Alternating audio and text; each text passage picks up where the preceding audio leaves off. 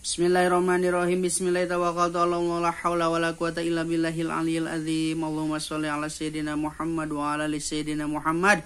Qala musannifur rahimahumullahu ta'ala wa nafa'ana bi ulumihim amin ya Allah ya rabbal alamin. Ila hadratin Nabi Mustafa Muhammadin sallallahu alaihi wasallam wa ala alihi washabihi wa azwajihi wa dzurriyyatihi wa anbiya'i wa mursalin wa ulai wa suhada'i wa sholihin wa jami'il malaikatil muqarrabin wa khususan ila ruhi syabul qadir ajilani wa khususan ila ruhi bapak ibad baru zaman benaki zaman khususan ila ruhi al-imam Burhan al-Aslami Az-Zarnuji usulim wa furim wa silsilatim wa mu'minina wa mu'minat wa muslimin wa muslimat al-ahya'i minhum wal amwat lahum al-fatihah. A'udzu billahi minasyaitonir rajim. Bismillahirrahmanirrahim. Alhamdulillahi rabbil alamin. Arrahmanir rahim. Maliki yaumiddin. Iyyaka na'budu wa iyyaka nasta'in. Ihdinas siratal mustaqim. Siratal ladzina an'amta 'alaihim ghairil maghdubi 'alaihim waladdallin. Rabbighfir lana. Amin. Kamari atos ngabahas ta'lim bagian kaopat nate ilmu anu dipelajari anu teu meunang dipelajari. Aya ilmu teu meunang dipelajari teh nyata ilmu nujum. Ilmu nujum kunaon teu meunang dipelajari cenah karena eta mah bertentangan dengan kepastian yang Allah sudah berikan kepada kita. Ilmu perdukunan teu meunang haram. Ayeuna urang lajengkeun deui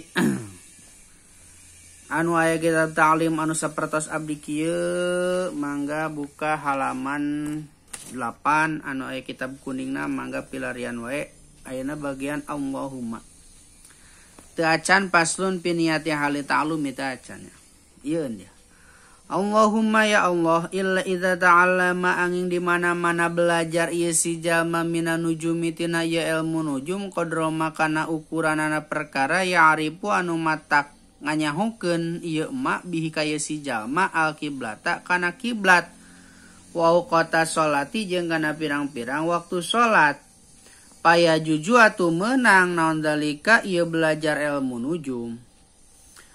Nah, jadi ari belajar ilmu nujum keur nganyahokeun kiblat atawa nganyahokeun waktu salat eta meunang belajar ilmu nujum. Wa ma ta'allumu jeung anapun ari belajar wa ma ta'allumu ilmi tibi jeung anapun ari belajarna kana ilmu kedokteran paya juju mangka meunang ieu belajar ilmu kedokteran. Li anahu karna yen sanyana ieu ilmu tib atawa ilmu kedokteran teh sababun eta jadi sabab minal asbabi tina buktina pirang-pirang sabab paya juju atuh meunang non ta'alumuhu belajarna ieu ilmu kedokteran kasairil asbabi sapertikeun sakakarina pirang-pirang sabab. Jadi mun belajar ilmu kedokteran mah meunang pikeun ngubaran sabab pirang-pirang penyakit gitu. Jadi sabab jadi ubar tina pirang-pirang penyakit, tina pirang-pirang sabab. Pakod tadawa mangka tetelat tos berobat saha nabiyu Kanjeng Nabi Muhammad sallallahu alaihi wasallam. Qad hukiya tetela dihikayatkeun anis Syafi'i bari katampi ti Imam Syafi'i rohima muga-muga ngarohmatu ka ieu Imam Syafi'i saha Allahu Gusti Allah taala bari mahlur Gusti Allah annahu kana yen sanyanyana Kanjeng Nabi Muhammad sallallahu alaihi wasallam qala eta parantos ngadawuh ieu Kanjeng Nabi al ilma kana bahasa al ilma ilmu ari ilmu ilmani eta dua ilmu fikih tegasna kahiji ilmu fikih lil adyani pikeun pirang-pirang agama wal ilmu tibi jeung kaduana ilmu kedokteran lil abadani pikeun pirang-pirang badan. Jadi saur Kanjeng Nabi katampi ti Imam Syafi'i ari ilmu teh aya dua hiji ilmu fikih nyaeta pikeun agama jeung kaduana ilmu kedokteran pikeun badan. Wama jeung ari perkara ilmu waro azalika anu satu kangeunana ieu dua ilmu bulgotu majelisin eta papaes riungan, hiasan riungan. Wa amma tafsirul ilmi atau papaes majelis Wa ma tafsirul ilmi jeung anapun ari tafsiranana ilmu pahuwa ta'a eta ari tafsiril ilmi sifatun eta sifat yata jalla anu jelas terbuka ieu sifat biha ku ieu ilmu. Liman pikeun jama komats anu ngadegeun ieu si jama hiya anu ari ieu si jama bihi ku eta sifat ku ilmu al-madzkuru eta sah ditutur diomongkeun. Jadi ari ilmu tafsir mah eta teh naon ilmu anu jelas terbuka. Jadi pikeun ngajelaskeun pikeun jalma anu ngomong anu arek ieu si jalma kana sah nuturkeunana ngomongkeunana gitu. Wa piku jeung ari ilmu fikih ma'rifatun eta nganyahokeun ma'rifatu daqaiqil ilmi eta nganyahokeunana kana pirang-pirang jerona ilmu. Qala ngadawu saha Abu Hanifah rahmatullahi alaihi. Imam Abu Hanifah rahmatullah alaih al-fiqhu ari maknana fikih teh ma'rifatu nafsi eta nganyahokeunana hate makana perkara anu matak mangpaat ieu mak laha ka awakna ieu si jalma wa ma jeung kana perkara anu matak madarat ieu mak alaihi ka ieu si alaiha ka ieu awakna. Jadi ari ilmu fikih teh eta ilmu hate pikeun nganyahokeun perkara anu mangpaat kana awakna jeung anu madarat kana awakna. Wa qala jeung geus ngadawu ye Imam Abu Hanifah mal ilmu henteu aya ilmu illa lil amali kecuali pikeun amal bihi kana ieu ilmu. Wal amalu jeung ari amal bihi kana ieu ilmu tarkul ajili eta ninggalkeun buru-buruna di dunia lil ajali pikeun akhiratna ieu si jalma. Jadi ari ngamalkeun kana ilmu teh eta ninggalkeun kana di dunia menuju ka akhirat. Jadi tementing dunia tapi fokus ke akhirat gitu. Ari jalma nu ngamalkeun kana ilmu mah bayan bagatu misti lil insani kajalma non alayab pula yenta ulah poho ieu si jalma an nafsihi ti dirina ieu si jalma wa ma jeung kana perkara ilmu yan anu matak mangpaat ieu maha ka awakna ieu si jalma wa ma jeung kana perkara ya duru anu matak madarat ieu maha ka awakna pi aulaha di dunia na ieu si jalma wa ukhraha jeung di akhiratna ieu si jalma.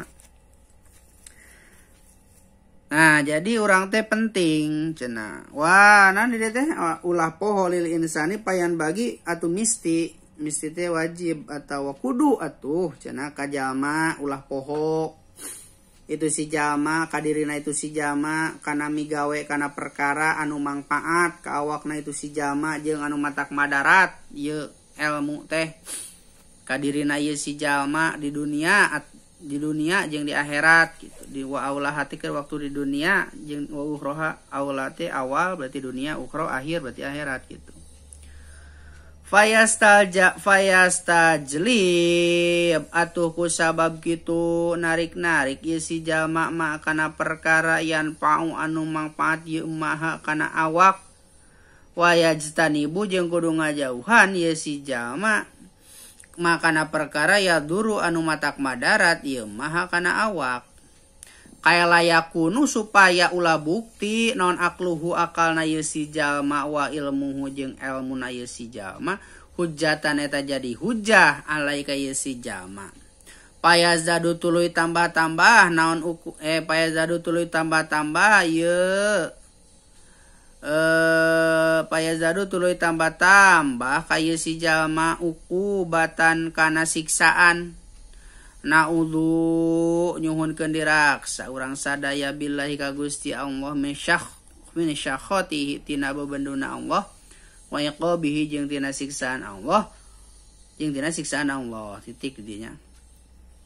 Jadi orang teh kudu mempersiapkan segala perkara anu matak manfaat pikeun badan jeung kudu ngajauhan urang kana perkara anu matak ngaruksak kana badan urang supaya bukti cenah akal urang jeung ilmu urang teh eta jadi hujah jadi alasan alaihi kaitu si jama cenah payazadu tuluy henteu supaya henteu bukti akal jeung ieuna jeung akal jeung ilmuna jadi hujah kaitu si jama tina tambah-tambah kana siksaan Gusti Allah.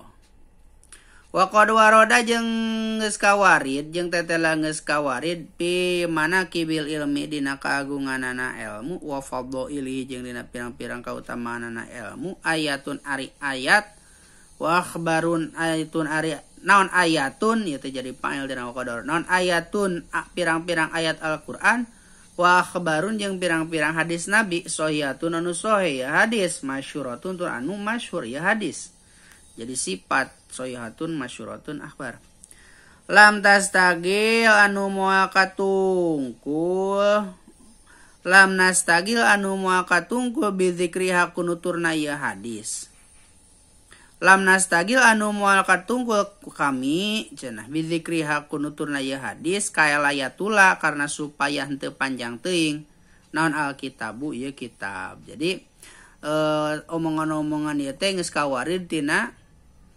Al-Qur'an jeung tina hadis caritan-caritan anu tadi teh ku saya cenah ku kami henteu dibahas naon nuturna ieu katampiti saha kitu tah hadis anu sahihna karena supaya henteu panjang teuing kitabna gitu saur musannif pasun piniyati bihal li ta'allumi wallahu a'lam bissawab.